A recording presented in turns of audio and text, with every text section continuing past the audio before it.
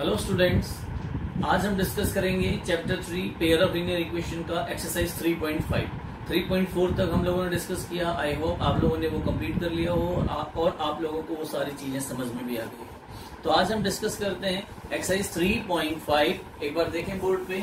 3.5 में जो first question है आपका, वो फर्स्ट क्वेश्चन बेटा आप खुद ही कर सकते हैं। उसमें आपको 4 पार्ट्स दिए गए हैं। उन 4 पार्ट्स में बोला गया है solve the following pair of linear equation by cross multiplication method. और क्रॉस मल्टीप्लीकेशन मेथड के बारे में आप ऑलरेडी जानते हैं, हमने क्वेश्चंस भी इस पे करवाए हैं आपको कि क्रॉस मल्टीप्लीकेशन मेथड में एक फॉर्मूला होता है x upon b1c2 equal minus b2c1 equals to y upon c1a2 minus c2a1 and minus 1 upon a1b2 minus a2b1। वो मैं आपको पहले ही वीडियोस में बता चुका हूं। तो आप वो फॉर्मूला अप्लाई करके उसमें आपको सीधे वैल्यूज रखनी होती है और कुछ भी नहीं करना होता। वो फॉर्मूला अप्लाई करके आप फर्स्ट क्वेश्चन के चारों पार्ट्स बहुत इजीली कर सकते हैं। इसके बाद मैंने आपको पहले भी और अब भी बता रहा हूं कि ये जो सेकंड पार्ट आपको दिया गया है बेटा, इसमें इस सेकंड पार्ट में 2 क्वेश्चन है। सेकंड क्वेश्चन में 2 पार्ट है, सॉरी। और वो दोनों पार्ट्स बहुत इंपॉर्टेंट हैं और वो दोनों पार्ट्स में आपको फर्स्ट टॉपिक पे बेस्ड क्वेश्चन दिए गए हैं। जो फर्स्ट टॉपिक आप लोगों ने पढ़ा था टू चेक फॉर सॉल्यूशन, और ऐसे क्वेश्चन हमने वहीं पे कर लिए थे थोड़ा सा।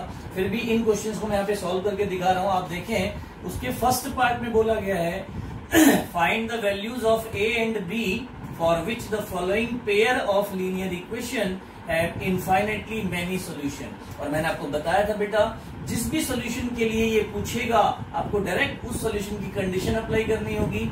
मैनी सॉल्यूशन के लिए पूछा है तो आप यहां पर लिखें for infinitely many solution you have a1 upon a2, ध्यान से देखें बेटा सभी, equals to b1 upon b2 and it is equals to c1 upon c2। अब वैल्यू रखते हैं बेटा, देखो a1 आपका फर्स्ट इक्वेशन में x के कोफिशिएंट को बोलते हैं, और अपॉन में a2 है a minus b equals to b1 upon b2 a plus b, और इसके इक्वल में c1 upon c2 3a plus b minus 2। अब इसको आप सॉल्व करेंगे अगर, तो एक बार आप इन दोनों टर्म्स को ले लें, a1 अपॉन a2 और b1 अपॉन b2 को। देखते हैं इससे हमें वैल्यू मिलती है या एक कंडीशन या सब्स्टिट्यूशन, कुछ इस तरह की वैल्यू। तो यहाँ पे आपने इन दोनों को ले लिया पहले, और उसके बाद आप इन दोनों सेकंड और थर्ड को भी ले सकते हैं और फर्स्ट और थर्ड को भी ले सकते हैं। It's up to you. तो 3 अपॉन, हम ये ले रहे हैं b1 अपॉन b2 और c1 अपॉन c2। तो 7 upon 3a plus b minus 2।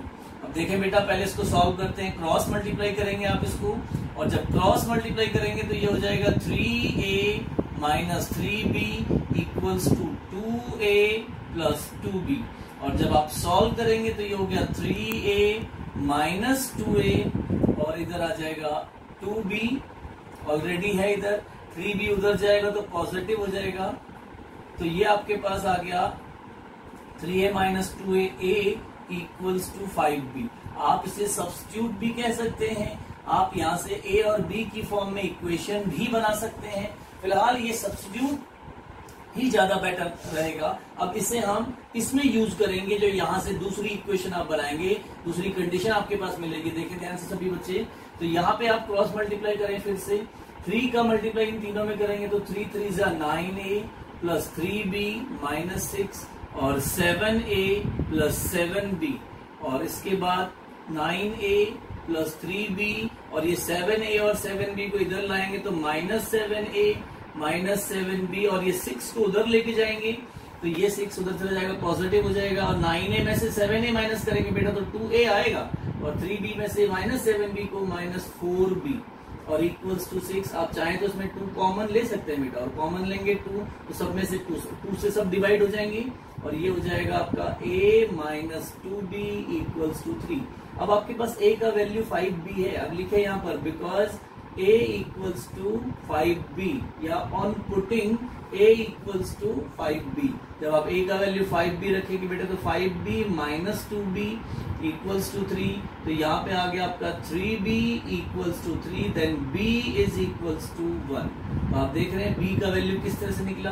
कभी कभी ऐसे क्वेश्चन में बिल्कुल सिंपल से तरीके से निकल जाता है a और b का वैल्यू, और कभी कभी हमें ऐसी कंडीशंस अप्लाई करनी पड़ती है। अब जैसे b का वैल्यू आपका निकल गया तो इस b के वैल्यू को आप यहाँ रखें फर्स्ट में, इसको फर्स्ट नाम दे सकते हैं ऑन पुटिंग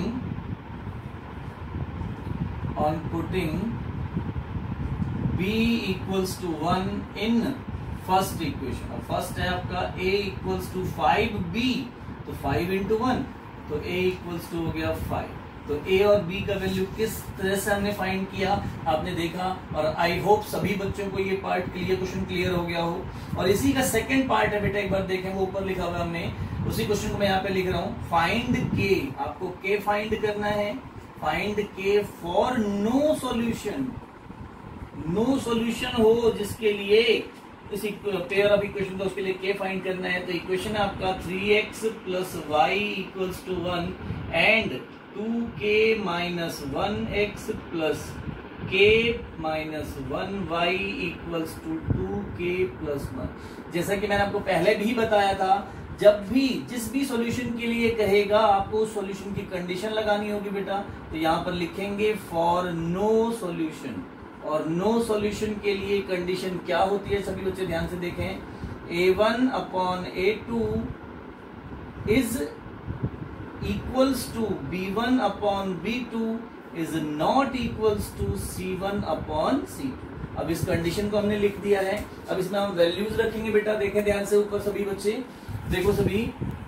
अब इसकी वैल्यूज कैसे पुट करनी है, सारी वैल्यूज आपके पास इक्वेशन में गिवन है, आप सिर्फ ध्यान से देखिएगा। a1 अपॉन a2 हो जाएगा बेटा आपके पास 3 upon k minus 1 equals to b1 upon b2 हो जाएगा बेटा आपके पास 1 अपॉन में ये 2k माइनस 1 है, और ये 1 अपॉन k माइनस 1, और not equals to c1 upon c2 है, तो 1 अपॉन 2k प्लस 1। ठीक है, जिस भी तरह की वैल्यूज हैं इनके रेस्पेक्ट में ऐसे ही सॉल्यूशन होगा।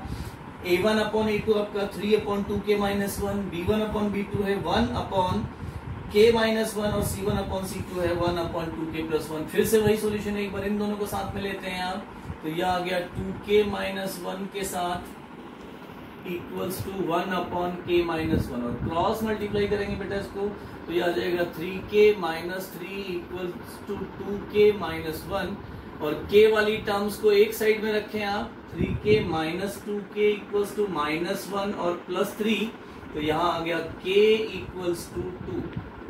तो k का वैल्यू 2 के इक्वल होगा, ऐसा ये कहता है हमसे। अब आगे देखते हैं, इधर सेकंड और थर्ड से हमें क्या मिलता है, 1 upon k minus 1 not equals to है इधर 1 अपॉन 2k प्लस 1। फिर से इसको क्रॉस मल्टीप्लाई करेंगे अगर आप, तो आपको मिलेगा 2k plus 1 not equals to k minus 1, तो 2k minus k not equals to minus 1, तो k not equals to minus 2।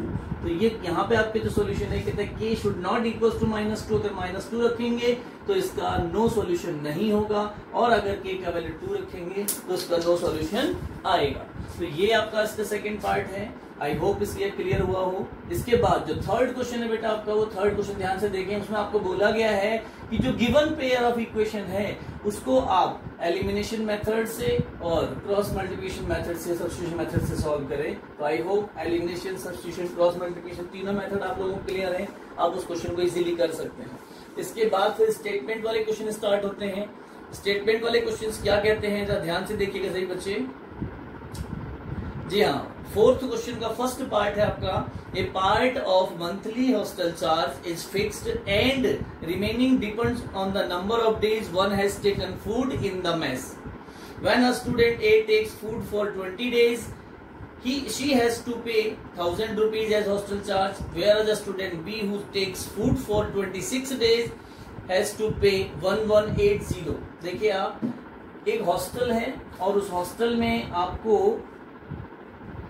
रहना है या जो भी करना है, आपको क्या बोला गया है बच्चे देखिए ध्यान से। वहां पे ये कहता है, क्वेश्चन में ये गिवन है हमें कि एक हॉस्टल का एक पार्ट, जैसे हम या आप किसी हॉस्टल में रहते हैं और वहां पे हम वहां की फैसिलिटीज यूज करते हैं, पढ़ रहे हैं, ट्यूशन ले रहे हैं, जो भी कर रहे हैं, तो वहां पे एक फिक्स चार्ज है जो हम सभी को पे करना है, सभी स्टूडेंट्स को, लेकिन वहां का खाना उसमें इंक्लूड नहीं है। अगर आप वहां पे मैस में, कैंटीन होती है, मैस में अगर आप वहां खाना खाते हैं, वहां से फूड लेते हैं मैस से, तो उसका y रुपीज पर डे का चार्ज हमें मानना पड़ेगा।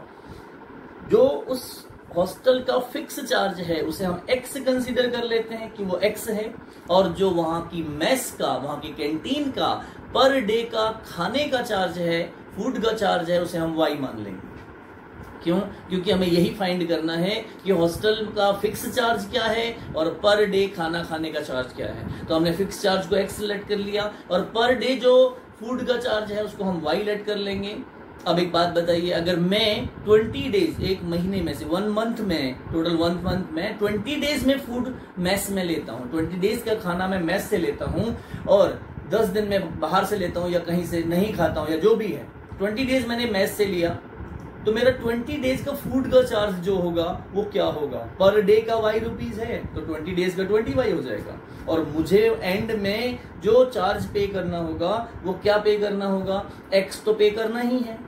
तो मेरा जो मंथ का टोटल चार्ज बनेगा वो बनेगा एक्स प्लस 20 वाई, और वो हमें गिवन है 1000 रुपीज। और ऐसे ही मान लो आप हैं, आप 26 डेज मेस में खाना खाते हैं, तो 26 डेज का आपका मेस का जो फूड का जो खर्चा है वो क्या हो जाएगा? 26 वाई रुपीज पर डे के हिसाब से, और एक्स तो आपको भी पे करना पड़ेगा। तो आपका जो टोटल चार्ज होगा वो होगा एक्स प्लस 26 वाई, और जो टोटल आपका गिवन है वो 1180। तो इस तरह से दो कंडीशंस हमारे पास हैं। अब इनको हमें कैसे मैनिपुलेट करना है देखें ध्यान से।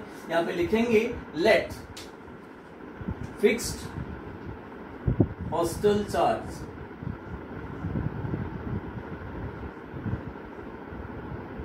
फिक्स्ड हॉस्टल चार्ज हम y ले लेते हो, x ले लेते हैं, and let per day charge for food,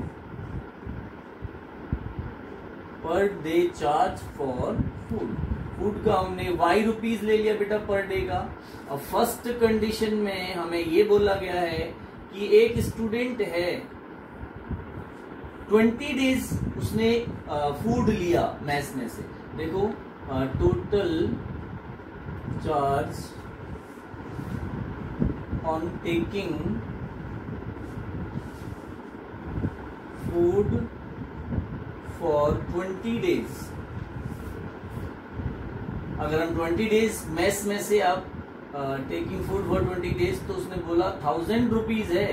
ये टोटल चार्ज का मतलब बेटा फिक्स चार्ज और पर डे फूड का चार्ज मिला के, तो ये 1000 उसने जो हमें दिया हुआ है ये कैसे आएगा? x plus 20y equals to 1000। तो ये फर्स्ट इक्वेशन बन जाएगी बेटा आपके पास। और ऐसे ही आप सेकेंड इक्वेशन बना पाएंगे। सेकेंड कंडीशन में उसने हमें बोला है एक स्टूडेंट बी है और वो 26 डेज फूड लेता है मेस से, तो उसका टोटल चार्ज क्या है? देखो total charge on taking food for 26 days, on taking food for 26 days. 26 days के लिए अगर आप फूड ले रहे हैं तो 1180 ये आपका टोटल चार्ज है। और ये चार्ज कैसे निकलेगा? x plus 26y equals to 1180। This is your second equation. और आप जानते हैं इन दोनों इक्वेशंस को सॉल्व कैसे करना है। एग्जाम में आपको मेंशन नहीं होता बच्चे की वर्ड प्रॉब्लम्स के साथ कौन सा मेथड आप लगाएं।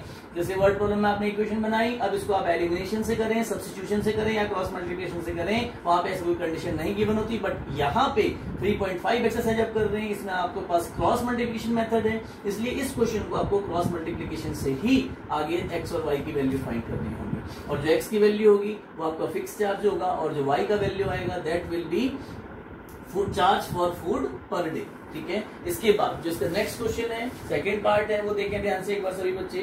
क्या कहता है सेकंड पार्ट? फ्रैक्शन वाला क्वेश्चन है। A fraction becomes 1/3 when 1 is subtracted from the numerator and it becomes 1/4 when 8 is added to the denominator. मैंने आपको बताया था कि फ्रैक्शन वाले क्वेश्चन में क्या करना है। फ्रैक्शन कहते हैं 1/3 बन जाता है अगर हम इसके न्यूमरेटर में 1 सबट्रैक्ट करते हैं, और यही फ्रैक्शन 1/4 बन जाता है अगर इसके डिनोमिनेटर में हम 8 ऐड करते हैं। तो देखें ध्यान से एक बार सभी बच्चे, ये क्वेश्चन आई होप आप कर लेंगे फ्रैक्शन वाला सेकंड पार्ट जी। इसके बाद हम थर्ड पार्ट की बात करेंगे। सेकंड पार्ट फ्रैक्शन वाला है।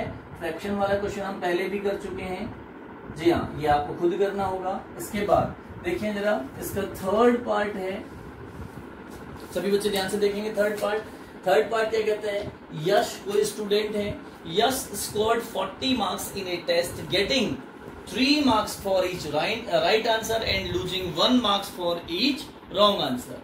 और उसके बाद सेकंड कंडीशन में वो ये कहता है कि अगर उसे 4 मार्क्स मिलते राइट आंसर के लिए और 2 मार्क्स रॉन्ग आंसर के लिए डिडक्ट होते तो उसके 50 मार्क्स होते। क्या मतलब है, देखिए कोई बच्चा है, कोई यस स्टूडेंट है कोई, और उस स्टूडेंट ने कुछ क्वेश्चंस अटेम्प्ट किए, एक टेस्ट अटेम्प्ट किया, उस टेस्ट में कितने क्वेश्चंस थे पता नहीं, बट उसने जितने भी क्वेश्चन अटेम्प्ट किए उसको राइट आंसर के लिए 3 मार्क्स अवार्ड हुए और रॉन्ग आंसर के लिए 1 मार्क्स डिडक्ट हुआ। नेगेटिव मार्किंग के बारे में सुना होगा बेटा आप लोगों ने, जी हाँ। अब मान लो मैंने अगर 10 क्वेश्चंस राइट आंसर किया, 10 क्वेश्चन का आंसर राइट किया तो 3 मार्क्स मुझे हर राइट आंसर के लिए मिल रहे हैं। तो 10 राइट आंसर के लिए कितने मार्क्स मिल जाएंगे, 10 into 3, ठीक। और 5 आंसर मेरे रॉन्ग हो गए और हर रॉन्ग आंसर के लिए 1 मार्क डिडक्ट होता है, तो कितने मार्क्स डिडक्ट होंगे मेरे पास, 5 into 1, 5 मार्क्स। तो मेरे एक्चुअल मार्क्स 10 into 3 मुझे मिले थे, 30 मार्क्स हो गए थे मेरे, अगर रॉन्ग आंसर नहीं होते तो। रॉन्ग आंसर होने की वजह से वो मार्क्स मेरे 30 की बजाय 25 रह जाएंगे, बिकॉज 10 into 3 में से जो मार्क्स मुझे अवार्ड हुए हैं उनमें से माइनस हो जाएंगे जो मार्क्स मेरे डिडक्ट हुए हैं। जो डिडक्ट हुए हैं बेटा वो 1 marks for each wrong answer था, तो मेरे 5 रॉन्ग आंसर हैं तो 5 into 1 इतने मार्क्स डिडक्ट हो जाएंगे। इसी तरह से इस क्वेश्चन में हमें नेगेटिव मार्किंग के लिए बताया गया है, कहता है यश कोई स्टूडेंट है, उसने कुछ क्वेश्चंस अटेम्प्ट किए, मान लो x राइट आंसर थे उसके और हर राइट आंसर के लिए 3 मार्क्स मिल रहे हैं, तो x राइट आंसर्स के लिए 3x मिलेंगे जी, 3 × x। और y रॉन्ग आंसर थे उसके, और जब y रॉन्ग आंसर हैं तो एक रॉन्ग आंसर के लिए आपके पास 1 मार्क्स डिडक्ट हो रहा है, 1 मार्क। तो y रॉन्ग आंसर के लिए कितना डिडक्ट हो जाएगा, y into 1, y। सोच के देखिए, x राइट आंसर के लिए हर राइट आंसर पे 3 मार्क्स मिल रहा है, तो x राइट आंसर्स पे 3x मिले। एक रॉन्ग आंसर के लिए 1 मार्क्स डिडक्ट हो रहा है, y रॉन्ग आंसर्स हैं तो y मार्क्स ही डिडक्ट होंगे, तो एक्चुअल मार्क्स होंगे 3x - y। और वो कहता है क्वेश्चन कि 40 मार्क्स मिले हैं उसे फर्स्ट इस ऐसी कंडीशंस में, तो 3x - y = 40। सेकेंड कंडीशन में फिर वो बच्चा टेस्ट देता है, फिर वो बच्चा एग्जाम देता है और इस बार उसे x राइट आंसर किए हैं। वो कहता है अगर उस बच्चे, सेकंड कंडीशन थोड़ा सा चेंज है, वो क्या है, वो कहता है अगर इस बच्चे को राइट आंसर्स पे 4 मार्क्स मिलते, राइट आंसर पे कितने मार्क्स मिलते, 4, तो सोचिए x राइट आंसर है कितने मार्क्स हो जाते, 4x, और हर रॉन्ग आंसर पे 2 मार्क्स डिडक्ट होते, तो y रॉन्ग आंसर पे कितने डिडक्ट हो जाएंगे, 2y।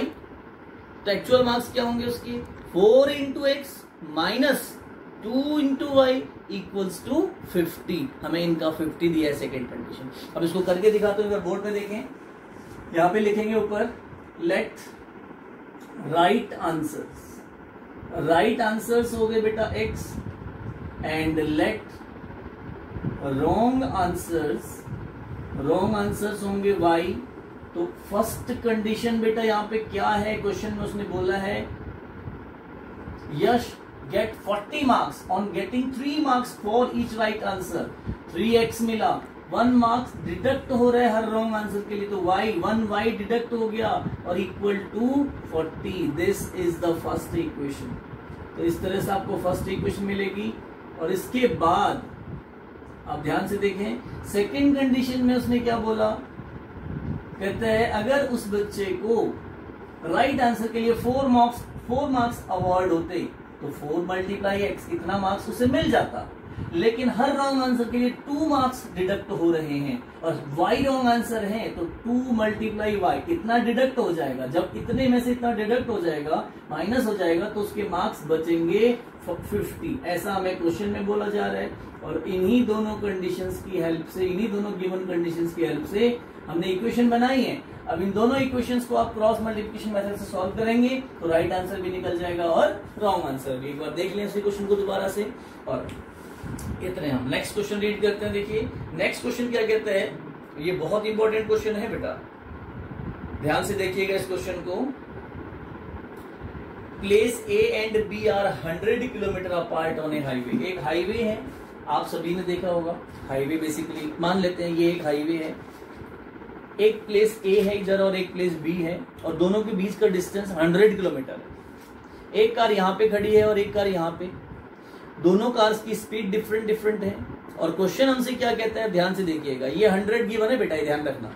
इसकी स्पीड x है, इसकी स्पीड y है, और जब ये दोनों कार्स सेम टाइम पे सेम डायरेक्शन में चलती हैं तो ये कहता है, क्वेश्चन कहता है कि दे मीट इन 5 आवर्स। मतलब ये कार इधर से इधर चल रही है, ये कार भी इधर से इधर चल रही है, सेम डायरेक्शन में, डिफरेंट स्पीड है दोनों की, तो ये दोनों कार्स 5 आवर्स में मिल जाती है। मतलब मान लेते हैं ये कार एक ए यहाँ पे है, बी यहाँ पे है, और ये दोनों चली सेम टाइम पे सेम डायरेक्शन में, डिफरेंट स्पीड है, सेम डायरेक्शन, मतलब ये इधर चले तो ये भी इधर चलेगी। They meet at this point, मान लीजिए यहाँ पे मिल जाते हैं दोनों कार्स। जब दोनों कार्स यहाँ मिल जाती हैं तो ये वाली car x kilometre per hour चल रही है और ये वाली car y kilometre per hour चल रही है, तो ये 5 आवर्स में यहाँ पहुंची है और ये भी 5 आवर्स में यहाँ पहुंची है।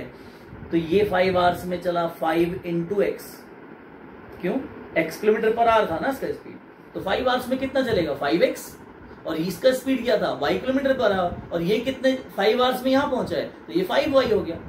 ठीक है, x और y अलग अलग स्पीड है बेटा, ध्यान रखना। तो ये 5x है और ये 5y है। अगर आप 5x में से 5y को माइनस करेंगे, सोचिए कार A ने जो डिस्टेंस कवर किया 5 घंटे में और कार B ने जो डिस्टेंस कवर किया 5 घंटे में, दोनों का डिफरेंस ये 100 होगा, क्योंकि पहले उनके बीच में 100 किलोमीटर का ही डिफरेंस था, और जो 5 घंटे में कार A ने कवर अप कर लिया है, कार B को पकड़ लिया है, कार B के पास पहुंच गया है। ठीक है, और इसी तरह से जब ये कार इधर चलेगी और ये कार इधर चलेगी, एक दूसरे की तरफ अपोजिट डायरेक्शन में, बोलते हैं इसको कि ये इधर चल रही है, इधर चल रही है, दे मीट इन 1 आवर, वो दोनों 1 घंटे में ही मिल जाते हैं। इसका मतलब ये वाली कार 1 घंटे में कितना चली होगी, x किलोमीटर, स्पीड ही उतना है उसका, x किलोमीटर पर आवर, और ये वाली कार 1 घंटे में कितना चली होगी, y किलोमीटर। ये दोनों इक्वल चली है ऐसा नहीं बोल रहे हम, ये x चला है, ये y चला है, बट दोनों ने मिला के डिस्टेंस कितना कवर किया आप देखिए, 100 किलोमीटर। तो ये 1 घंटे में x चलता है, ये 1 घंटे में y, तो x plus y equals to 100। तो अब इसको हमें करना कैसे है बेटा, बहुत इंपॉर्टेंट क्वेश्चन है, इसलिए आप बहुत ध्यान से देखिएगा इसको। लेट, ये आपकी दोनों कार्स हैं, एक कार A और एक कार B, इसका speed x kilometre per hour मानते हैं, इसका speed y kilometre per hour मानते हैं बेटा, और 5 आवर्स में मान लो ये यहाँ पहुंच जाती दोनों कार्स, तो ये कार यहाँ से यहाँ चली तो x किलोमीटर पर आवर, तो 5 आवर में 5x, और ये कार यहाँ से यहाँ चली तो ये हो जाएगा 5y किलोमीटर। ठीक, तो यहाँ पे लिखें let speed of car A, car A का स्पीड हमने मान लिया x किलोमीटर पर आवर, और let speed of car B, car B का स्पीड हो गया बेटा y किलोमीटर पर आवर। अब यहां पे लिखें फर्स्ट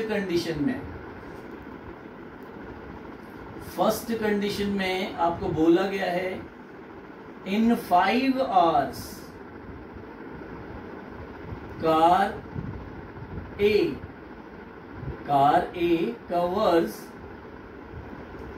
कवर्स डिस्टेंस, कितना डिस्टेंस कवर करेगा कार A, 5x किलोमीटर, क्योंकि distance equal to speed into time होता है, और car B covers a distance that is 5 into y kilometer. और हमें ये पता है कि 5x में अगर 5y को माइनस करें ये 100 आना चाहिए, और अगर हम 5 कॉमन ले लेते हैं और डिवाइड कर देते हैं तो x minus y equals to 20, ये आपकी फर्स्ट इक्वेशन बन जाती है बेटा।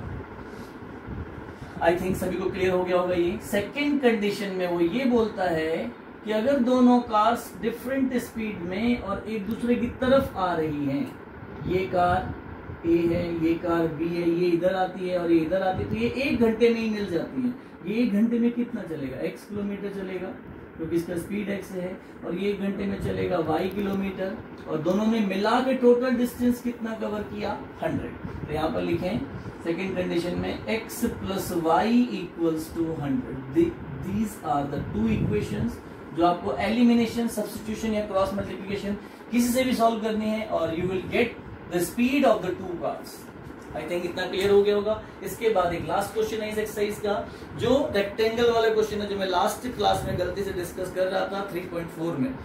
एक बार देखें, the area of a rectangle gate reduced by 9 square unit if its length reduced by 5 unit and it's breadth reduced by 3 units. ठीक है, देख रहे सही बच्चे? हाँ, आपको एक रेक्टेंगल दिया है बेटा, और रेक्टेंगल के बारे में जब भी कोई क्वेश्चन आएगा तो हम क्या करेंगे, वहां देखें ध्यान से ऊपर, जब भी रेक्टेंगल पे बेस्ड कोई क्वेश्चन आता है बेटा, आप हमेशा ही ध्यान रखें, जैसे मैंने 2 डिजिट नंबर का एक छोटा सा फंडा बताया था, ऐसे ही रेक्टेंगल बेस्ड क्वेश्चन का भी एक बेसिक फंडामेंटल है। वो क्या है, जरा ध्यान से देखिए। एक रेक्टेंगल अगर होता है तो उस रेक्टेंगल में एक लेंथ होती है बेटा और एक ब्रेड्थ होती है। एक लेंथ है और एक ब्रेड्थ। लेंथ को हम x मान लेंगे हमेशा और ब्रेड्थ को y मानेंगे, और एरिया होता है L इंटू बी, मतलब एक्स वाई। जब भी कोई रेक्टेंगल का क्वेश्चन आएगा तो हमेशा आप ध्यान रखें, आप हमेशा लिखेंगे लेंथ बी x यूनिट। अगर हमें मीटर सेंटीमीटर दिया हुआ है तो वो लिखेंगे, नहीं तो यूनिट्स लिखेंगे। एंड लेट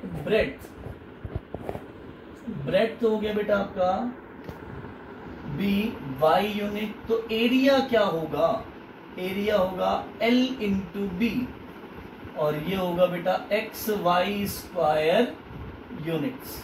ये आपका एरिया हो गया।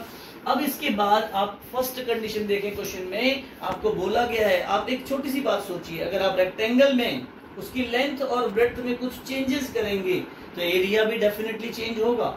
जी हाँ, वही वो क्वेश्चन हमसे बोल रहा है, कहता है the area of a rectangle gate reduced by 9 square unit if its length is reduced by 5 unit and breadth is increased by 3 unit. ध्यान से देखें जरा, फर्स्ट कंडीशन में आपको ये बोला गया है, जो लेंथ है, लेंथ को हमें 5 रिड्यूस कर दिया, और ब्रेड्थ जो है उसे हमने 3 यूनिट इंक्रीज कर दिया।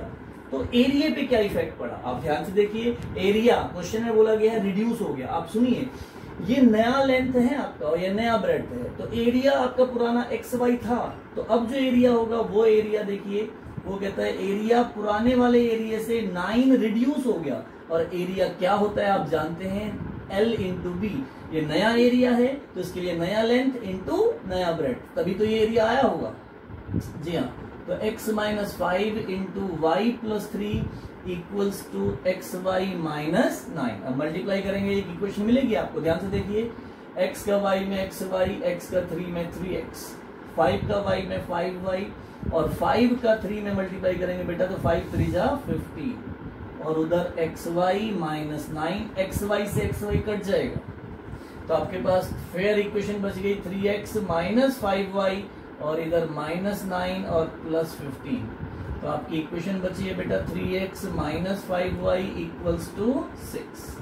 तो जिस तरह से आपने ये फर्स्ट इक्वेशन बनाई, बिल्कुल इसी तरह से आप सेकंड इक्वेशन बनाएंगे। सेकंड इक्वेशन के लिए आपके पास सेकंड कंडीशन है, एक बार जरा ध्यान से पढ़ें सभी बच्चे सेकंड कंडीशन को। एनसीईआरटी सभी ने सामने खोली हुई है ना, हाँ देखें सेकंड कंडीशन क्या कहता है। हमने सेकंड कंडीशन में दोनों को इंक्रीज किया गया है, देखिए ध्यान से। If we increases length by 3 unit and breadth by 3 units, length को 3 यूनिट बढ़ाना है और ब्रेड्थ को भी 3 यूनिट बढ़ाना है। तो अब की बार सेकंड कंडीशन में आप देखें, लेंथ x प्लस 3 यूनिट्स और ब्रेड्थ को 2 यूनिट इंक्रीज करना है, ठीक। तो एरिया 67 इंक्रीज हो जाता है, मतलब एक्स वाई जो एरिया पहले था उसको उतना प्लस 67, और ये एरिया आएगा फिर से वही x plus 3 into y plus 2। Obviously जब लेंथ और ब्रेड्थ दोनों बढ़ेंगी बेटा तो एरिया तो बढ़ेगा, और जब लेंथ और ब्रेड्थ दोनों रिड्यूस होंगी तो एरिया भी रिड्यूस होगा। लेकिन जब लेंथ रिड्यूस हो रही है, ब्रेड्थ इंक्रीज हो रही है, तो हम कह नहीं सकते कि एरिया घटेगा या बढ़ेगा, क्योंकि डिपेंड करता है कौन सी चीज कितना इंक्रीज और कितना डिक्रीज हो रहा है। अब यहाँ पे आप देख रहे हैं दोनों चीजें इंक्रीज हो रही है, तो डेफिनेटली एरिया को बढ़ना ही था, तो एरिया बढ़ के प्लस 67 और इंक्रीज हो जाता है। तो अब हमें फिर से वही इक्वेशन बनानी है। मैंने बार बार बताया बेटा, आपको फिर बता रहा हूँ, ये मत सोचिए कि लेंथ क्या होगी ब्रेड्थ क्या होगी, ये सोचिए कि how can we get the equation xy plus 2x और प्लस 3y प्लस 6 और इक्वल्स टू xy प्लस 67। देखें ध्यान से, xy से बेटा फिर से xy कट जाएगा, 2x plus 3y equals to 67 minus 6। तो ये आ गई आपकी second equation, 2x plus 3y equals to 61, और ये आपके पास सेकेंड इक्वेशन। अब इन दोनों इक्वेशंस को आप सबसे क्रॉस मल्टीप्लिकेशन से सॉल्व करेंगे तो x और y निकलेगा, जो कि इसका सॉल्यूशन होगा। आई होप ये एक्सरसाइज आप लोगों को सभी को क्लियर हो गई हो। इसी के साथ साथ सभी बच्चे इन एक्सरसाइजेस की प्रैक्टिस जरूर करें बेटा, अगर प्रैक्टिस करेंगे तभी और बेटर क्लियर कर पाएंगे इनको। और एलिमिनेशन सब क्रॉस मल्टीप्लिकेशन का फॉर्मूला मैं आपको बता चुका हूँ ऑलरेडी। जो क्वेश्चंस मैंने यहाँ पे आपको फर्स्ट क्वेश्चन और थर्ड क्वेश्चन मैंने जो नहीं करके दिखाए हैं बोर्ड पे, वो आप इजीली कर सकते हैं, क्योंकि उसमें बिल्कुल भी ऐसा कुछ नहीं है जिससे आपको कोई भी परेशानी हो। ठीक है, और तब तक नेक्स्ट 3.6 के लिए हम नेक्स्ट वीडियो का इंतजार करते हैं। नमस्कार।